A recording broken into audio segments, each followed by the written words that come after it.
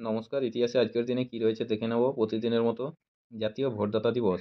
1824 কবি ও নাটককার মাইকেল মধুসূদন দত্তের জন্ম।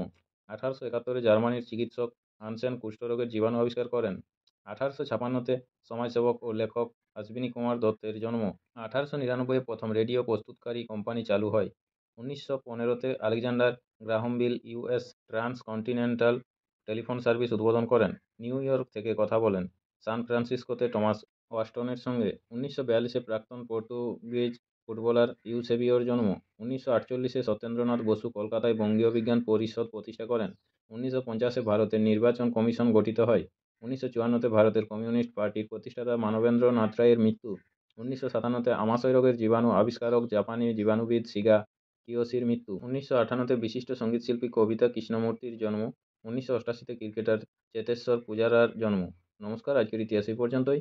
পরের ইতিহাসটি পেতে চ্যানেলটিতে সাবস্ক্রাইব করে পাশে থাকা বেল আইকনটি অল করে রাখুন। সবাই ভালো থাকুন, সুস্থ থাকুন। দেখা হচ্ছে পরের আপডেট ইতিহাসে। নমস্কার।